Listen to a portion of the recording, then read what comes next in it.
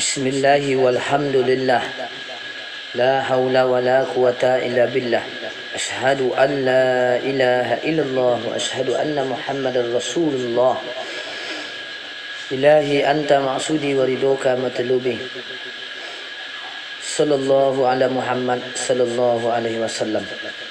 Sedikit kita berbagi, marilah kita segera mohon ampun dan bertaubat kepada Allah atas semua kesalahan-kesalahan kita. Bismillahirrahmanirrahim.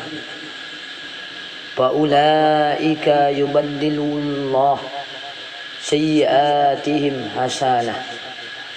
Maka demikianlah mereka, kejahatan mereka Allah ganti dengan kebajikan.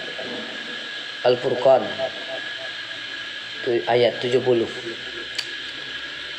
Allah mengganti syirik dengan iman, zina dengan pengampunan, demikian juga kemaksiatan diganti dengan ketaatan. Kita simak kisah Umar bin Khattab radhiyallahu an. Dia menyusuri jalan-jalan kota Madinah pada saat itu. Maka ia bertemu dengan seorang pemuda yang lagi membawa botol di bawah bajunya. Umar berkata, "Botol apa yang kau bawa di balik bajumu?" Sesungguhnya botol itu berisi arak. Maka si pemuda sangat malu, gemetaran sambil merintih dalam hati, "Ya Tuhanku, janganlah engkau membuat aku malu di hadapan Umar." Maka aku berjanji tidak akan minum arak lagi selamanya. Kemudian si pemuda baru berani berkata, "Wahai Amir Mukminin, botol yang kubawa ini adalah cuka.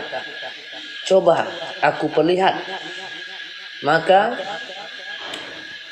dilihatlah oleh Umar. Kemudian pemuda membuka botol di hadapan Umar dan ternyata berisi cuka.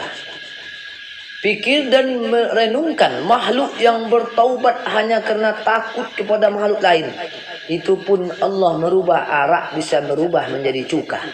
Maka itu karena ikhlasnya bertaubat kepada Allah. Andaikan ada orang ahli maksiat bertaubat dengan taubat nasuha, sungguh-sungguh taubat dan menyesali dosa-dosanya, maka Allah akan mengganti semua kemaksiatannya menjadi pahala ketaatan, sebagaimana Allah mengganti arak menjadi cuka. Maka Abu Hurairah menerangkan suatu kisah. Dia berkata, "Setelah aku menunaikan salat Isya akhirnya bersama Rasulullah sallallahu alaihi wasallam, aku keluar sebentar. Tiba-tiba ada seorang wanita di tengah jalan. Dia berkata, 'Wahai Abu Hurairah, aku telah melakukan dosa besar. Lalu apakah ada gunanya bila aku bertaubat?' Maka Abu Hurairah menjawab, 'Engkau celaka dan membuat celaka pula. Demi Allah tidak ada taubat untukmu,' kata Abu Hurairah. Wanita itu langsung jatuh pingsan.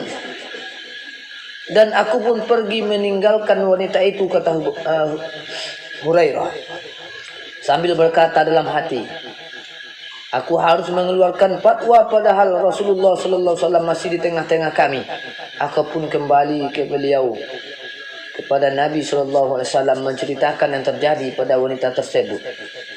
Rasulullah sallallahu alaihi wasallam langsung bersabda, "Celaka engkau ya Abu Hurairah, engkau celaka dan mencelakakan. Apakah kamu tidak pernah mendengar ayat ini?" kata Rasulullah. Ayat apa? Yaitu surat Al-Furqan ayat 68 sampai 70. Yang artinya, "Dan orang-orang yang tidak menyembah Tuhan lain bersama Allah dan tiada pula membunuh manusia yang diharamkan Allah kecuali dengan kebenaran, juga tiada pula mereka berzina, dan barang siapa yang berbuat demikian pasti akan memperoleh dosa, dilipat gandakan siksanya pada hari kiamat. Mereka di sana amat dikau dan terhina, kecuali orang-orang yang bertaubat dan beriman serta beramal soleh, maka Allah akan mengganti kejahatan mereka dengan kebajikan." Begitulah firman Allah yang dijelaskan oleh Rasulullah. Kemudian Abu Hurairah keluar bertanya ke sana kemari mencari wanita tersebut, sampai-sampai anak kecil menyangka aku gila, kata Abu Hurairah. Namun akhirnya aku bertemu juga pada wanita yang kucari. Lalu aku khabarkan kisahku ini pada dia. Dia amat gembira. Lalu berkata, aku memiliki sepetak kebun dan aku sedekahkan buat Allah dan utusannya, kata wanita ini. Maka untuk itu, bersegeralah kita mohon ampun atas kesalahan kita, sengaja tidak sengaja. Maka berbuat baik itu akan menebus sekalian kejahatan-kejahatan kita. Untuk itu, marilah kita selalu meningkatkan iman dan takwa kita. Dan menyadari bahwa kita ini banyak kesilapan, banyak dosa. Untuk itu bersegeralah mohon ampun dan bertaubat kepada Allah Subhanahu wa taala.